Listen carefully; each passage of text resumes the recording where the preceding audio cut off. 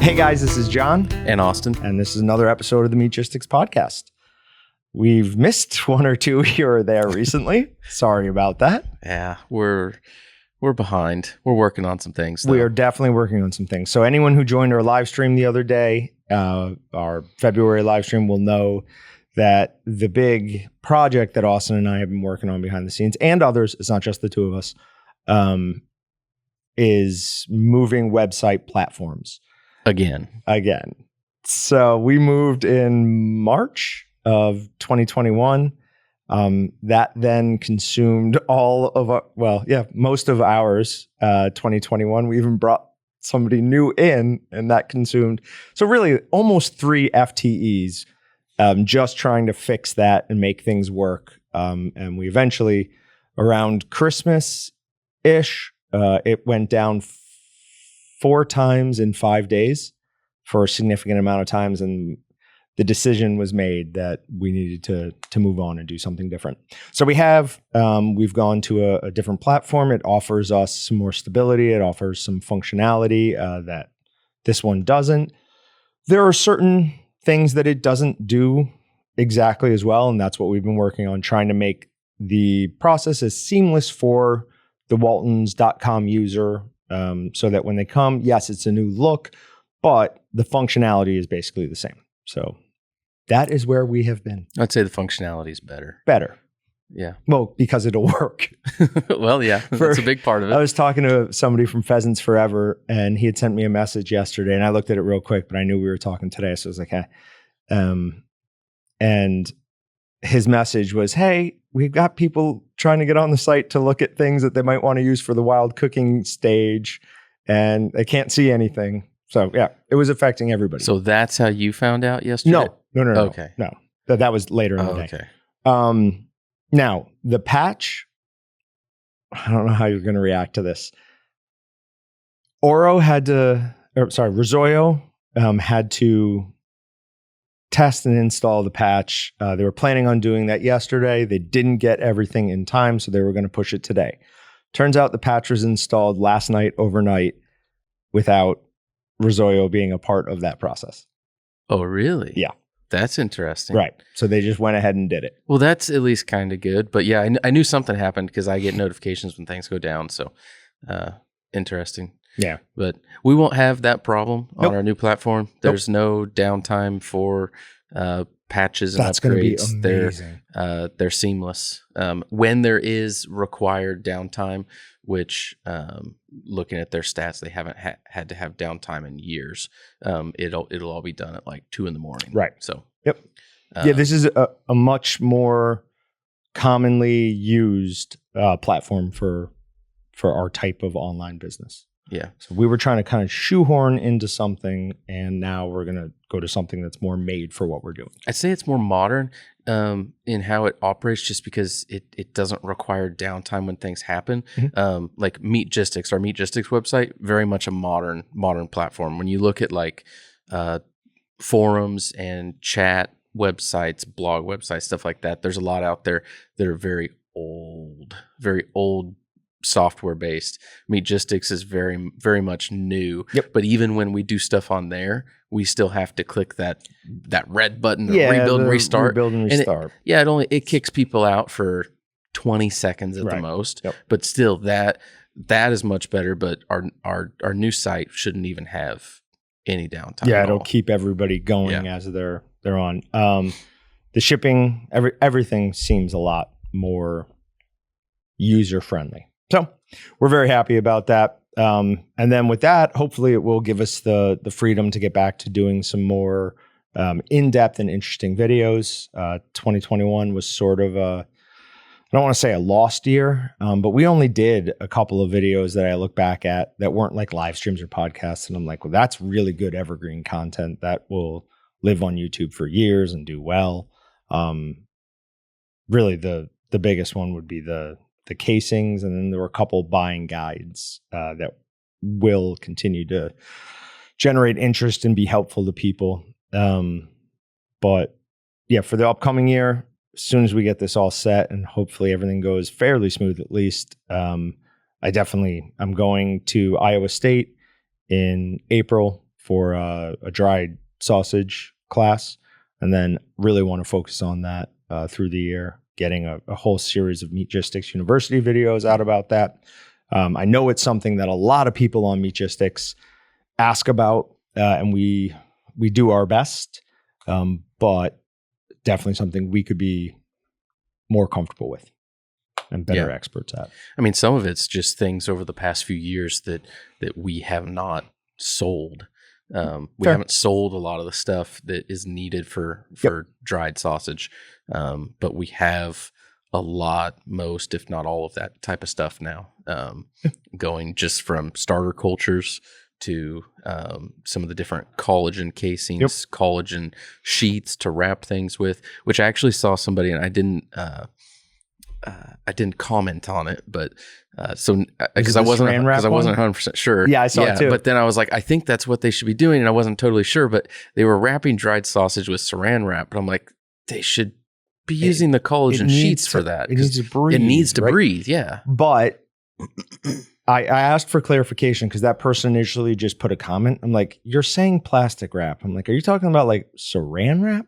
It's like, okay. Like if that's okay. If it works, I guess do what you do. But I think I bet you Dylan would not eat that. No, I don't think Dylan would eat it. It's one of those things where you can do a lot and get away with it until that one time happens and you don't, and you'll regret it. Mm-hmm. So regret it forever. A couple other things. We talked about this in the live stream yesterday, but Backcountry sweet and sassy garlic pepper rub is on its way in, as is Backcountry wild game seasoning. This is a partnership with the Kansas chapter of BHA, Backcountry Hunters and Anglers, and Walton's. We obviously work really close with them. We love them. So we decided we'd do some seasonings with them. So we are getting those in. They have been ordered. They should be here in 14 days, something like that. So as soon as we get those, we will make a big deal out of those. Another thing, I didn't bring it back in today. I forgot about it, but we also have some other BHA stuff. We already have like some BHA t-shirts, BHA cutting mats. I don't know if there's anything else there. Wild game bags. That's national. That's national. And then we are going to have soon custom tumblers for Walton's and Meatgistics and Walton's and BHA. So 2 different options there. One's going to be black. One's going to be orange. Yep. Yeah. And they'll all be engraved, like the laser etching. Yeah, laser etched or whatever. I don't know what the difference is either. But yeah, no idea. It's going to be cool. Yes, that's the important thing. It's definitely going to look cool. And we needed more tumblers anyways. You and I did not have enough combined.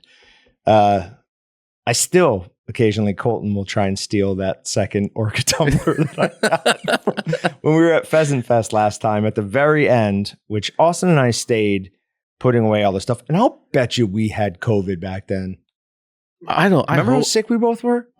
You were almost dying. I threw up. I was bad. And I went to the doctor and he was like, you definitely don't have anything bacterial. He's like, you don't have the flu. He was going through all this stuff. I was in 3 times in a week because I was just a mess. And I was like, I'm going out of town soon and I got to get better. And so give me the shot that, Mariah needs to sing tonight. He still gave me all kinds of stuff. And he's like, I don't think this is bacterial, but here's some antibiotics anyways. And he's like, and take this and take this. So he just loaded me up with everything just because I was like, I'm going out of town. We got to do something. And you did well for the most part. It wasn't until breakdown. Like when we were breaking down what do we call that? The set? The backdrop. What's the actual name for it? I don't know. Convention set. It's a whole. We didn't have it as like a background per se. We reconfigured it into the center. So it was a centerpiece.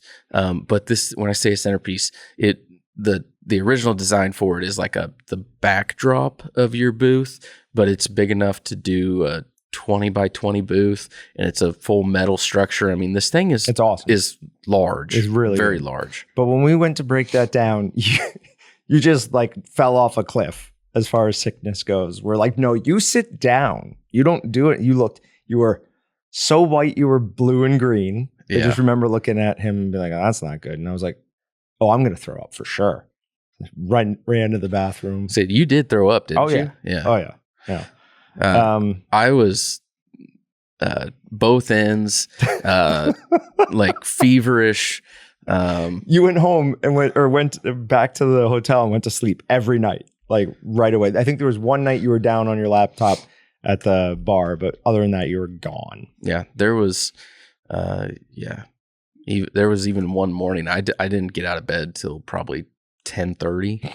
I was not in a good spot. But I hope I didn't have COVID, because that would make three times I've had COVID then.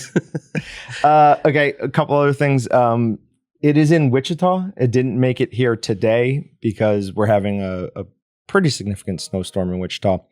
But the hopefully last iteration of the sausage stuffer. We're getting a 30-pound model. That's the 20-pound model. And we're getting an upgrade for that, which will give it 30% more torque, supposedly.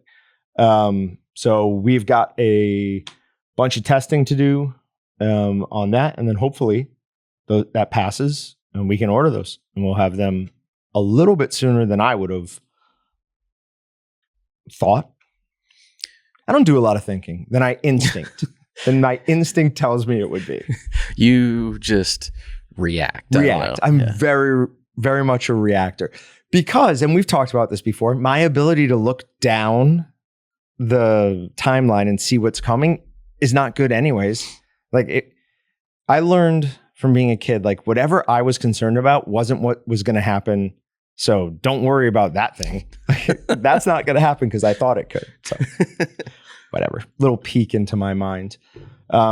Yesterday during the podcast or the live stream, we had the Walton's sausage stuffer eggs. These are these orange eggs that you use at the end of your stuffing to get all of that little bit of last meat out your sausage stuffing tube. Austin hated the term. We didn't like it. So we opened it up and somebody came up with the Walton's stuffer flusher. I added eggs to the end for some reason.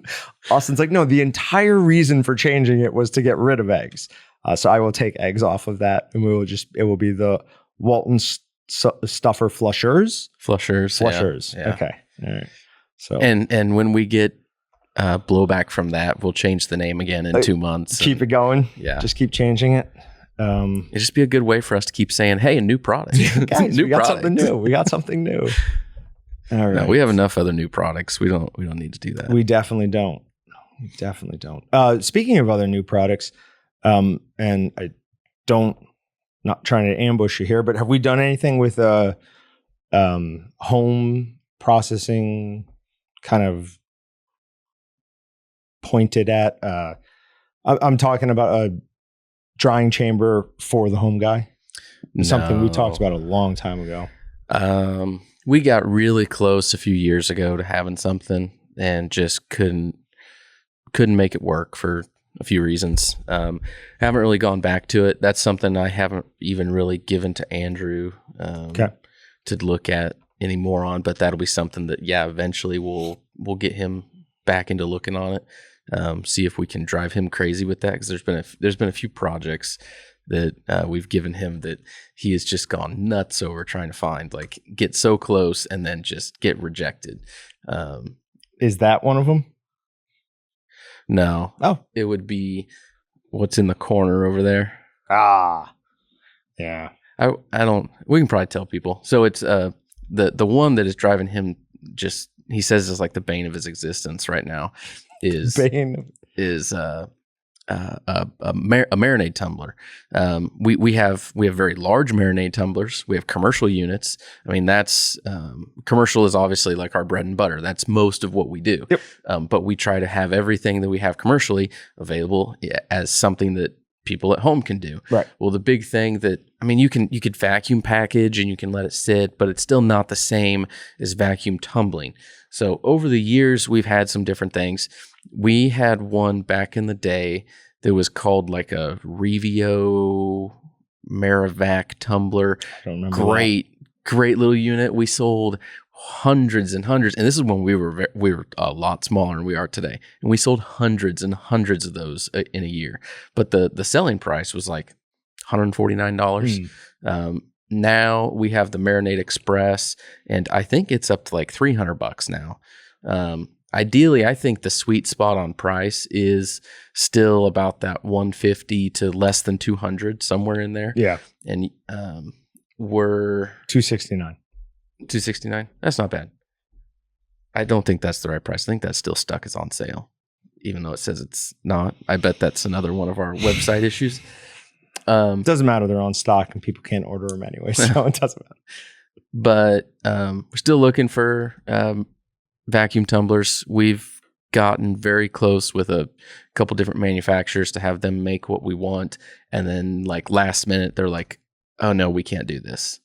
So still working on that one. That one is high on my list because I think that is a unit. We sold a lot of it. We'll sell a lot of to the guys that are the hardcore meat processors, but that's also something that is just popular as a kitchen item. Yep. I mean, not for your everyday kitchen, but you don't walk into the average home in America and there's a vacuum tumbler. But there are a lot of people that use those that aren't just your wild game hunter that's making summer sausage. Yep. So KMV would be the lowest price option we would have, right? Yeah. That's what, 1,500? No, it's like 1,800 now. Is it? Those we sell a ton of those. We used to sell a ton more, and they died down a little bit because we used to sell them for like 1,200, 1,900. Yeah. Well, it just goes back to the whole thing about prices and where they're going. I just changed prices on like probably 200 different seasonings. We got 2 price increases in 2 weeks from Excalibur, and that I got one and I'm like, oh, they just sent it early. And then they sent another one the next week and I'm like, uh-oh. So I'm kind of scared to see if we get another one next week. I don't even want to ask them. I don't want to know. Don't ask them. Yeah. We're just going to see what happens. But hopefully that's not indicative of things to come. But I think overall we're just going to continue to see price increases. I already know a number of our home equipment items are going to be going up. Yep. We bought so much ahead of time that we kind of escaped the last price increase. But there was another price increase on a lot of the raw materials just in the last like month here. And so next time we go to have stuff manufactured, there's going to probably be a pretty sizable bump, which is going to be hard because we're going to have to see how we can negotiate some of that down, how much we can absorb ourselves. Because there's some of those things like it's hard to sell stuff for that much more. Like I don't want to go to having to sell a chambered vacuum sealer for $1,800. Right. I mean, it's stuff like that there's a reason that the price point. What is the price point? Is it $1,099? Yeah, around that $1,000 mark. It's on sale right now. That's where a lot of people are comfortable at. Yeah. And if prices go up that high, people will stop buying. Yep. For the short term, and it'll take a while to get people back into buying stuff and comfortable with where prices are at. Yeah. That talking about price increases and the price increases specifically from Excalibur. I can't imagine anybody who listens to this podcast doesn't know the relationship that Walton's has with Excalibur. We've had him on our podcast numerous times. Austin did stuff with him before we even had a podcast, just some Meatgistics stuff. So obviously we love their seasonings. It's all we use when we make sausage. When we cook things in the kitchen, it's always Excalibur. Or it's 99% of the time it's Excalibur seasonings. And to get 2 price increases from them in a month, sometimes you work with these vendors and you're like, I don't really know what you're about. But Excalibur's not doing this to like, oh, we can gouge them. Like they're doing this because they have to, which means that we have to. We've been telling people forever that prices were going up. I hope you guys listened and kind of looked ahead. So we'll see where things go. We'll definitely keep you guys in the loop because we'd rather keep you guys in the loop than just go, surprise! Good surprise, bad surprise. All right. So one of the things we talked about right before was having some sort of meat hack for this podcast. We did a sausage making class, snack stick making, this past weekend with BHA and Pass It On Outdoor Mentors. It was presented by Walton's. I did all the processing and teaching. And the one thing that everybody was way more impressed at, or like impressed is the wrong word, interested in, was smoking, adding the automotive sponges. They were like, what? Did you show them that or tell them that? I talked about it. Okay. And then we talked about even better if you can get those, whatever that towel material is. Like the ShamWow type of thing. I hate to send people there, but they are still available at Walmart. It's a towel that you cool and put over your neck and it keeps you cool. And it does keep you cool for hours. But wow, does it work as a way to evaporate water up into your smoker and increase the relative humidity. I've cleared, like totally cleared, nothing left in it of a 4-liter bowl in a regular smoke cycle for snack sticks for the PK100s. That's a lot of water you can get up. But even more than that was the sous vide, taking things out of your smoker and finishing up in the sous vide. So when you're making summer sausage, the longest time period that you're going to deal with is from 130 to 160. The reason for that is that at 130 degrees, the meat is really going to start fighting you. It's going to do that by excreting a good amount of its water to the surface of the sausage. That is then going to evaporate off the surface of the sausage and cool the temperature of the sausage. Is the same thing that happens when you sweat.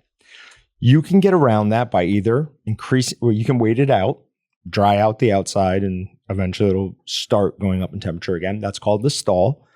You can increase the temperature by, up the temperature. That increases the thermal processing energy and you can get through it. Or you can add humidity to your smoker. There is no more humidity than all humidity. So if you cook it in water, it goes so much faster, to the point where if you cook it up to 130, summer sausage or any thicker type sausage product, if you cook it in your smoker up to 130, it will absorb all the smoke it's going to. It's got all the flavor. It's kind of as dry as you want. Your biggest problem is making sure that it stays in the sous vide cooker for an hour if you added encapsulated citric acid. Because encapsulated citric acid needs to be 130 plus for over an hour to fully melt. And from 130 degrees to 160 degrees in 179 degrees water is like 40, somewhere around 45 minutes. It's like 48 minutes, I think, is what I came up with. So you have to leave it in there longer to make sure that it actually melts all the encapsulated citric acid. But those are the two things I would say are probably the best of all of our quote unquote meat hacks. And people were fascinated by that. That's awesome. Yeah, it was always good. And I love doing stuff like that. It takes a lot of time. I came in, the class was from 9 to 11. I came in at 7 to get everything perfectly set up. And then I was here till about 1, a little before 1, cleaning up. And coming up to it, I wasn't grumpy about it. I was looking forward to it, but I was like, God, I really don't have time for this. But for that 2.5 hours, I get this weird, connection with people as I'm teaching them something, to the point where I'll get goosebumps. I'm like, this is awesome. I'm like, they're absorbing what I'm saying. I'm helping them. So I love doing that stuff. So in the future, we might be doing some more stuff with BHA and Pass It On, presented by Walton, specifically with jerky. It's awesome. Cool. On to Meat Matters? Sure. And do we have some things to talk about today? We got some weird stuff. Oh, yeah. Yeah. And some ranty stuff. I've got a point-by-point rebuttal on a very annoying article. So let's get into that first. Recently on social media, specifically Instagram, which is the only thing I use, because it was always just kind of fun pictures of people's dogs or cats or vacation, but it is turning into something else. It's turning into Facebook, basically. It's just political stuff and propaganda, to the point where I'm paying way less attention to it than I used to. That might be because I have less time than I used to, but neither here nor there.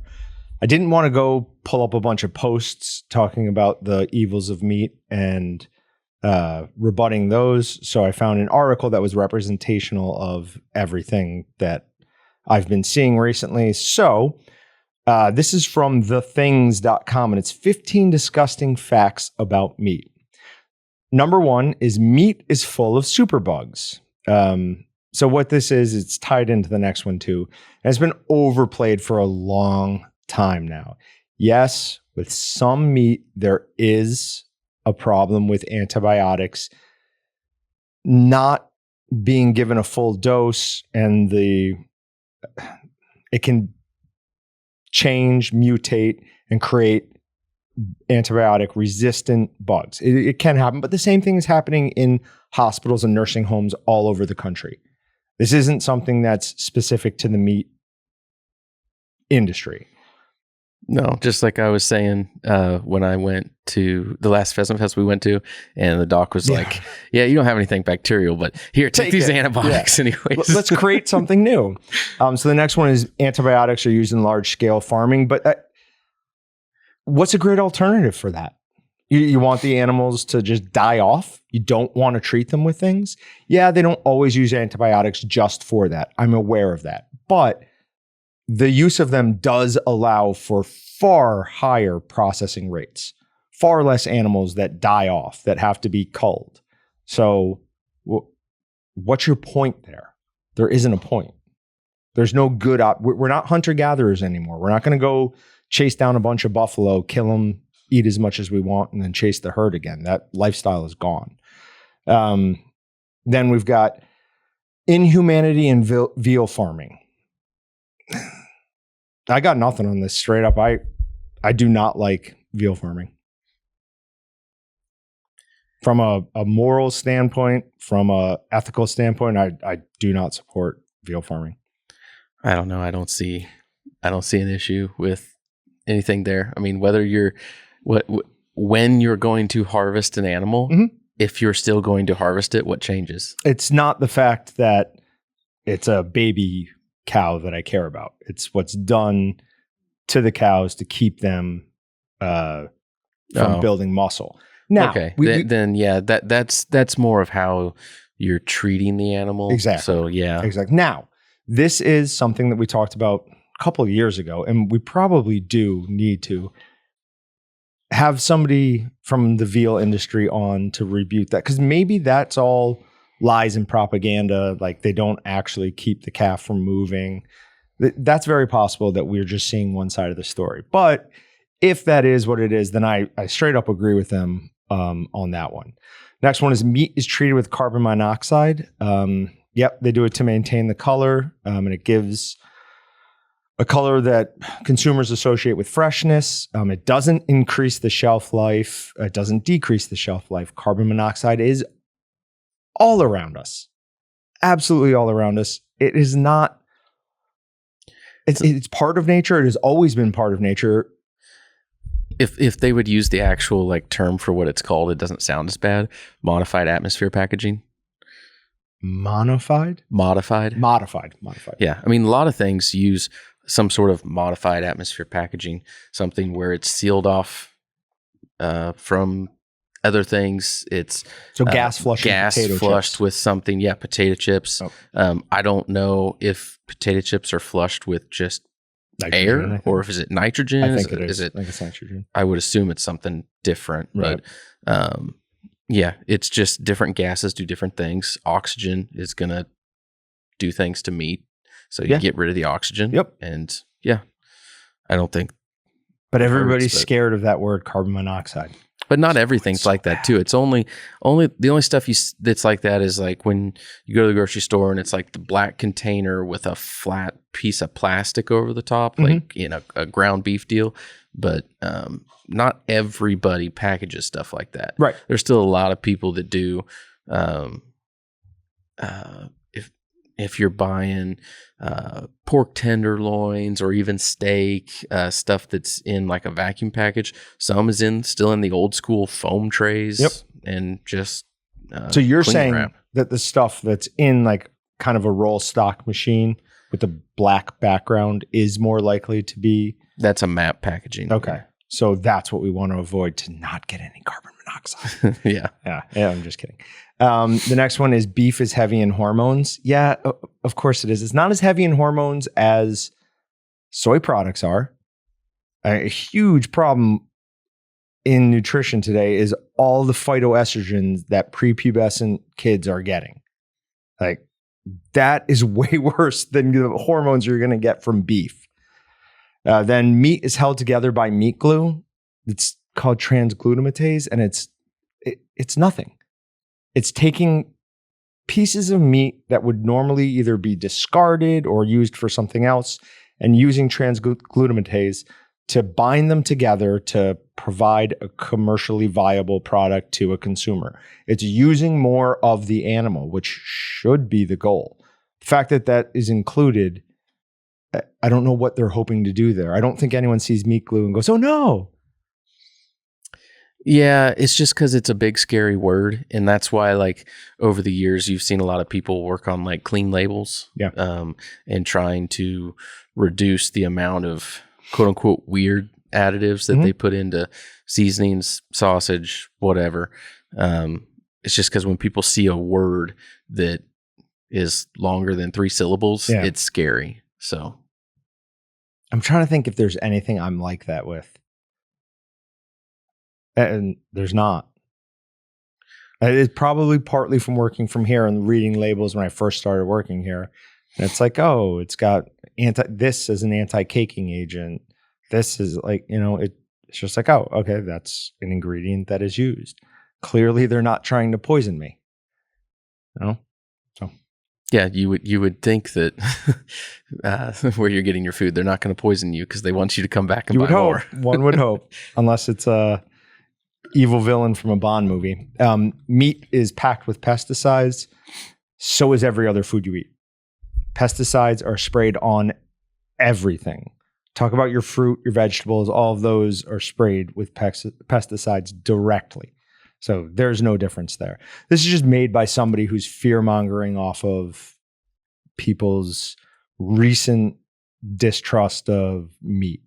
It says there's poop on your beef. Yep. And there's a lot more maggots in orange juice than there is poop on beef. There's a lot of poop on vegetables too. Sure. Because that's how you get like poop. That's how you get like E. coli. Yep. It's from fecal material. Yeah. Dylan, years ago when a national Mexican food chain kept getting closed down for E. coli, I was talking to Dylan about it and he's like, oh no, it's not the meat, it's the sprouts. He's like 100% it's the sprouts is what's giving everybody E. coli. He's like, the meat is cooked and fine. It's like, that's what's doing it. I was like, oh, that's interesting. So I started looking up and by far the number of vegetable-based E. coli cases outpaces meat by a long shot. Yep. So chickens are fed Prozac. Honestly, I did some looking on this. I couldn't find a ton of good information. Some people say they give it to them to keep them calm, to prevent them from fighting, basically from pecking each other to death. Wait, so what's Prozac? Like a calm down pill. Oh, sweet. Or an anti-crazy pill. I'm gonna eat more chicken. Patrick, you're on it. What is it? Prozac? Huh. See, he's so spaced out on Prozac. He doesn't even know what we're talking about. No, I don't think it's an antipsychotic. It's a whatever. Antidepressant. Okay. So trying to make the chickens a little bit happier. Yeah, I don't really have a great response for that one. Supermarket chicken is causing infections. So this is from a single study from McGill University. And it says bacteria, E. coli, can cause UTIs. So I've got an idea for you. Wash your hands after you touch chicken before you touch your private parts. It's as simple as that. Like if I touch raw chicken, nothing gets touched until I've thoroughly washed my hands. That includes a shaker. Like my wife will not yell at me. She won't even get upset at me, but she'll look at me a little bit like, cause I'll slice the chicken in half, lay it out. And then instead of just grabbing the shaker, I will go wash my hands, then touch the shaker. And if I have to flip them, I will wash my hands again. I actually don't follow that rule, and I will grab the shaker with raw meat on my hands. But after every time I cook, when I'm doing raw meat, I take the shaker over to the sink. I rinse it off under hot water. I get out my bottle of sanitizer and I spray it. Yeah. Spray it down. Yeah, that's fine too. So it's I don't just do it and then let it sit. The label gets a little messed up when you do that. So yeah, it can, but I mean, I can come to work and look at another label if I really want to. What it is, yeah. Now, that's Walton's privilege. There's arsenic in chicken. So it's organic arsenic in some chicken feed, and organic arsenic is harmless. I believe that's what's in apple seeds, right? Really? Arsenic in apple seeds? I have no idea. Yeah. It's either arsenic or what's the other one that starts with a C? It's cyanide. Cyanide. Is it cyanide? It's One or the other, whatever. There's poisons all around us. But the downside to this one is that while the chicken eats it, it can actually take it from organic arsenic to inorganic arsenic. It actually processes it. And a small amount of that, very small amount, can be deposited into the muscle of the meat. But that's life. I mean, there's little dangerous things all around all the time. Yeah. What you should and shouldn't eat is interesting. I randomly stumbled across these videos. This guy that like swears that like vegetables are the worst thing for you. And man after Jordan Peterson. Have you been watching Dr. Jordan Peterson? No. Does he seriously have something? He does the 100% carnivore diet. All he eats is beef. That is it. That is awesome. For snacks, he has fried beef fat. Huh. Yeah. They have severe autoimmune deficiencies. Oh. And they have found that through that it works for them. Yeah. No idea. Whatever. This guy's theory is that it's like there's stuff in there that you're not supposed to have. I don't know what it all is, but he's like they're more like trying to protect themselves. Like if you want to eat something that's like a fruit or vegetable, you have to actually eat like the bright colored fruit, like something that has a seed in it, because it wants to be eaten because that's how the seed spreads. But if you just go eat like iceberg lettuce, like that doesn't want to be eaten. So I don't know. That's really interesting. There's a lot of different people that have some weird, crazy ideas on food stuff. But hold on, you know that when they play the sounds of caterpillars eating leaves around certain trees or plants, they actually change their chemical structure to alter the scent or what pheromone, whatever it is that they give off, because they hear that and they're like, oh, don't want to get eaten. Change. So that's crazy. That's a really interesting idea. I'm going to have a really interesting talk with my wife tonight. You shouldn't eat that. It doesn't want to be eaten. So how do we apply this to meat? Beef, right. So the cow looks at you like, oh, please eat me. We can't eat a brown cow, but we could eat the black and white ones because they got more different color to them. I would want it. Angus is on the menu. I want it to be the other way though. Okay. So when you say black and white, you mean like all black? Oh, well, because I don't want to eat the black and white cows. Those are milk cows. Just black, white, black and white, not like brown. I just to me, like I look at it's an earth tone color. So they're trying to camouflage themselves in. The other ones are trying to stand out, saying, "Come get me."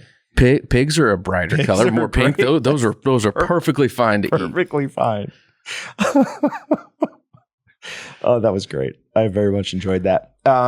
Turkeys, beef, and pork are fed ractopamine.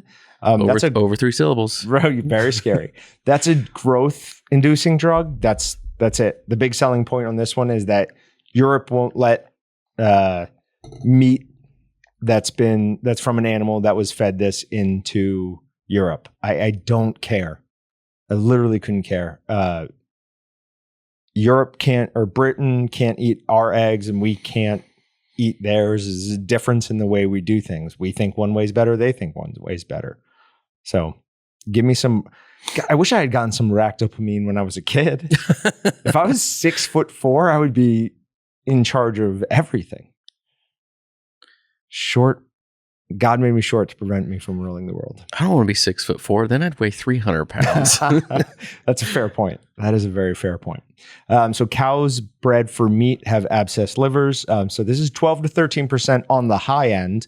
And this happens on feedlots. It's not like as the cow is being raised, it has liver problems. This is often due to excessive feeding that happens at feedlots. I mean, that is part of it, but it's not like they're sitting there their entire life with abscessed livers. I'm not saying this is a good thing. There's a lot of things we have to come to terms with factory farming. Feedlots are definitely one of them, but to act like this is, this poor animal's been in pain for the last 2 years of its, or year and a half of its life is just not, it's not accurate. Everything in moderation. Yep. Salmon could damage your eyes. Canthaxanthin. So that's too many for me to even say. It's added to give factory farm salmon the classic pink color. So factory farm salmon, because they don't eat all the krill and everything that a wild salmon was, they're actually gray. The meat inside is gray. So they give them this to reproduce that pink color. And like 95% of all the salmon you buy at the store is factory farm. You're not getting wild salmon anymore unless you're on the coast. I don't remember where I heard it. So I don't really know if it's accurate or not, but I heard something the other day that said like all fish, if they're like wild caught, like they're all caught and they all live within like 100 miles of the coast. Oh yeah. There's nothing in the middle of the ocean. Yeah. Nothing lives like in the middle of the ocean. Literally nothing. Really? That's just like whales and sharks going back and forth. Huh. Everything's within, I think it's even less than that. I think most of it's within 20 miles of the coast. Interesting. Yeah. I just figured like the whole ocean was loaded with stuff everywhere. There's nothing out there. Huh. Yeah. Those are deserts. Hold on. I have to show you this because we were talking about farming and fishing. A bunch of years ago, there was a story that came with a picture of a great white shark that had broken into a tuna farm net. Whew. But of course, all I'm seeing is great whites breaking into a cage. So here's the story, but there's no picture of the shark. So it was like a huge tuna thing like that. The shark broke in there and ate like some ungodly number of all the tuna, just chilled crazy. And got back out. Sorry. Anytime I can tie anything to sharks, I always want to. Heavy metals in all your meats. It's also in your fish and it's in some water. So I've heard Patrick does the heavy metal, man. Is that a real thing about like fish? I've always heard swordfish, like certain tuna, sharks. Like I've been told like don't eat like 3 cans of tuna every day. You're gonna eat too much heavy metal. Tuna, really? Swordfish, yes. Yeah, I think Patrick said mercury. I think it's mercury. I don't know if that's a heavy metal or not, but still something that's not good in large quantities. Yeah. I don't eat that much tuna anyways. But yeah, so again, goes back to the life isn't safe. You got to eat to survive. And then the very end of the article says, American meat is the worst meat you can eat in the world. And if you've paid any attention to this article, you'll probably already have guessed that. Really? Because I've been to other areas of the world and I dare you to compare the meat at our grocery store to what is available down there, because the quality control is nothing like the same. I mean, flies all over meat as people are buying it and nobody bats an eye. You would never see that here. What controls and restrictions and policies, procedures that go into a USDA plant that's regulated by the USDA is insane. Crazy. They are now there's always bad apples. Sure. So it's not saying this is 100% true, but most of the plants out there are pretty clean. I mean, they're cleaner. They're probably cleaner than most people's kitchen counter. Yep. You go test somebody's kitchen counter. People probably don't clean their kitchen counters nearly often enough. I know I don't even do that. And there's times when I'm like, oh yeah, I'm going to go clean the counters just because I'm like, I haven't for a while. They need to be cleaned because it's going to be gross. But then here in Wichita, is it the Eagle? I think it's the Eagle. They put out like a weekly deal about monthly? Like maybe monthly. I think it's monthly. About restaurants usually restaurants. Technically, we could show up on that list because one of our inspections is from local health department stuff. But what they find just in local restaurants that would never even. It couldn't get that far in like a meat plant. There's way too many things that happen. So what goes into that whole process, especially once the meat is in a meat plant. I mean, it's very well controlled, very well regulated. Yeah. I guess I shouldn't say very well. It is controlled and regulated. Why shouldn't you say very well? Is that poor English? Me No. speak English bad? It makes it sound like I agree with all of it. Oh, I gotcha. don't know. Gotcha. Like I'm tightly. It is tightly regulated. Yeah, not Okay. a big fan of tight regulation. Gotcha. But Gotcha. it is what it is there. But Yeah. it's better and higher quality and safer than a lot of restaurants you eat at. Our old service guy would show me slicers that had come in from local restaurants, and I'm like, oh, okay, well, remember that one because I'm never eating there. But I don't want to put this country on, like, I don't want people to think poorly of it because it was an absolutely wonderful country. But my wife and I went down to Belize just before all this COVID nonsense and almost got caught down there, kind of. Yeah. But yeah, the meat markets down there, like, you know, I know how to cook something so that it's safe. But even I was like, I don't think let's get something packaged, like something that's not going to. That's a lot of different countries. I get I'll follow certain YouTubers, whether they're doing anything like in the middle of Singapore or some guys even in like Germany. The local food affair there is like, here we'll go to like food truck rallies or something like that, or maybe like a farmer's market. Not that, but that's technically sometimes that's how like their grandparents would go get proteins down and then take it upstairs and eat it dinner every single day. Right. And the sanitation levels visually are not not up the to same. snuff of what we're actually exactly looking at. But yeah, I didn't know how widespread that actually was and still currently is. Yep. And we have a very different relationship with our food in the US than most other places do. So Thinking about other food things, two things. I don't think I ever talked about it after I went to Walnut Valley. When I talked like at the beginning of January that they had opened. yeah, no, you didn't. So went there, told my wife, I'm like, This is where we're we're going. I'm going to buy stuff. If you want something, you can do whatever. But I walked out of there with like $100 worth of stuff. Just like, I just bought like one of this, one of this, Yeah. one of this. Cause I was just like, I just Need it. yeah, got to do it. Got to catch them all. But it was nice. First time I have ever bought a whole wheel of cheese. I was so proud of myself. What kind of cheese? Just like they called it Longhorn cheese. It's just like cheddar cheese, kind of. But I bought like summer sausage and snack sticks, and I'm like, I'm not going to the grocery store for cheese. They got cheese here. Buying that, eating it with it. But Yeah. they have what they call Grizzly Burgers, which is just like a seasoned patty. So like. We have patty mixes and stuff, or it could be like a steak and roast rub or better burger. They're putting something in it Into it, yeah. and then high temp cheese. So I picked up like a jalapeno one, like a regular, and like a spicy jalapeno or something. I don't know, but I'm all excited still. Have you had them yet? No. Okay. Haven't ate those yet. Ate most about everything. About everything else. Got the first pack of Grizzly Burgers defrosting for tonight. I saw that and I asked my wife, I'm like, really? Am I going out to grill tonight? I'm like, I will. I can. Right. But did you think about this before you set it out that we're going to have a snowstorm here? 12-inch snowbanks or snow, what do you call them? Where they blow all together. Snow dunes? That's snow not drifts. Right. Snow drifts. There we go. On my way to work this morning, there was like 4 or 5 foot snow drifts on the side of the road. It was insane. I live just a few miles out of the country, so driving dirt roads into work, and the roads, depending on which direction you were going, north, south, east, west. North-south was fine because the wind had blown them clean. East-west was a mess.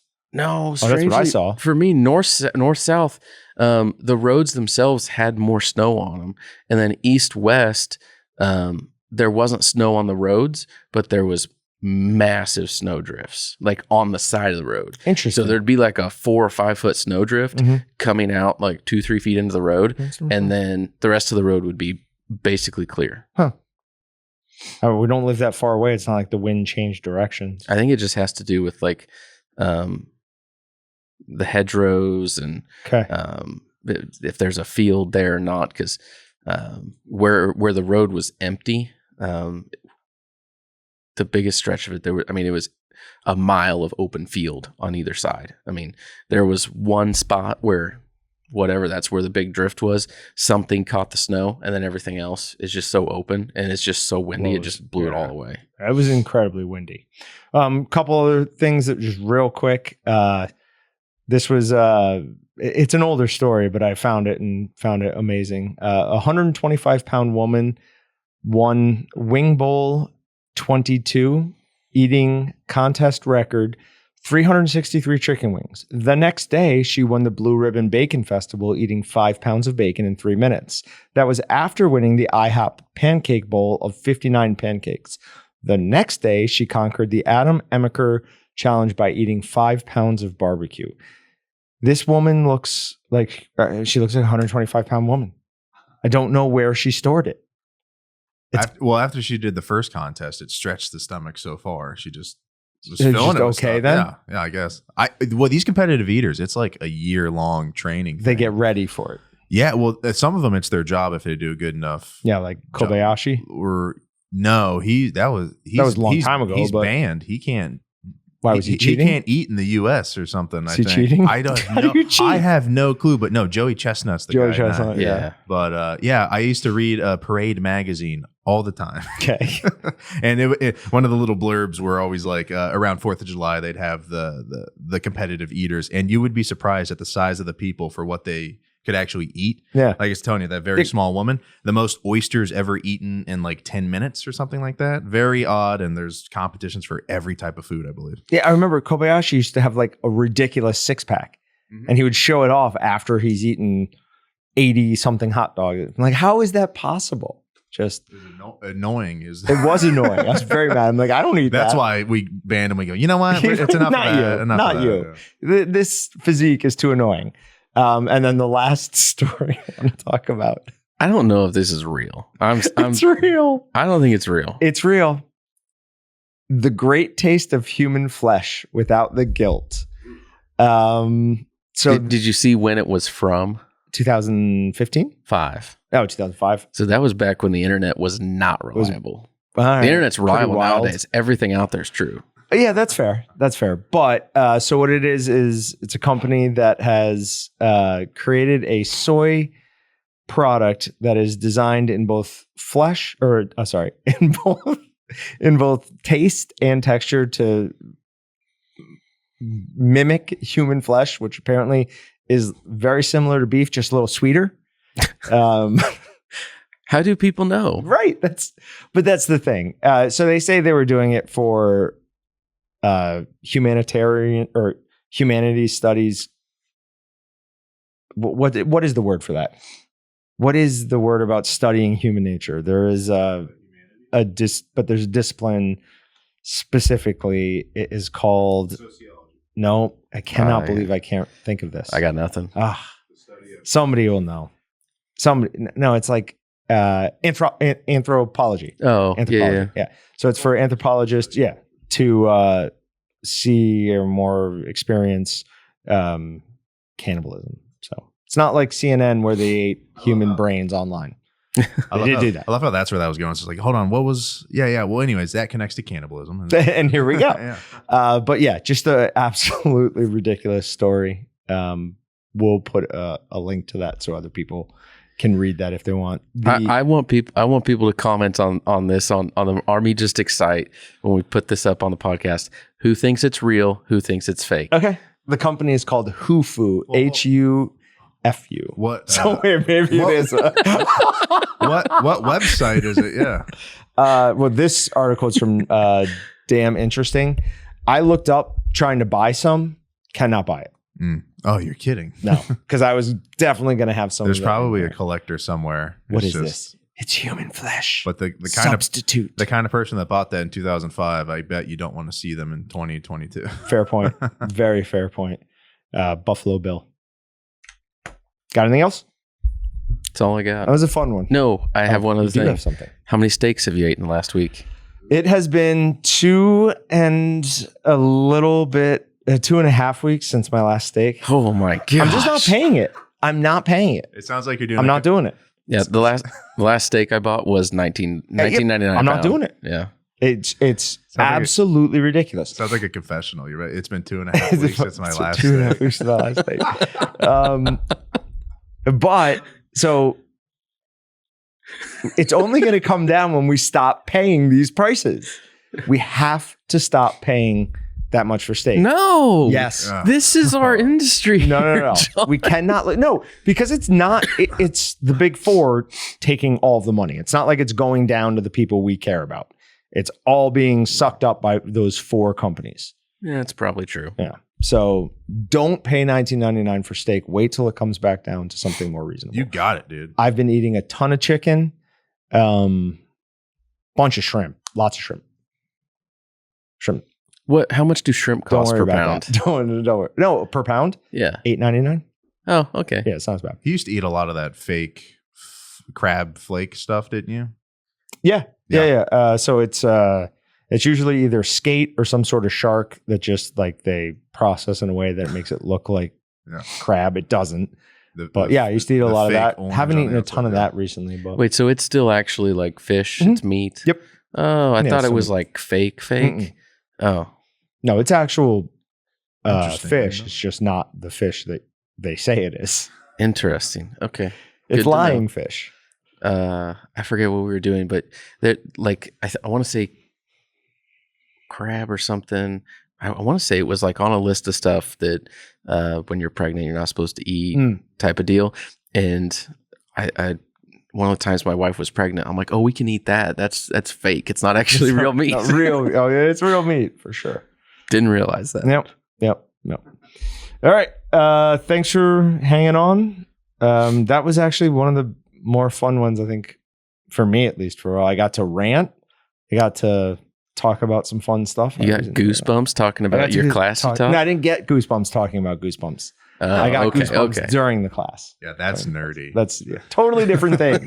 Way more normal. All right, guys. Remember to like, comment, subscribe. Leave a review for the podcast. It really does help. And we'll see you guys next time. See you guys.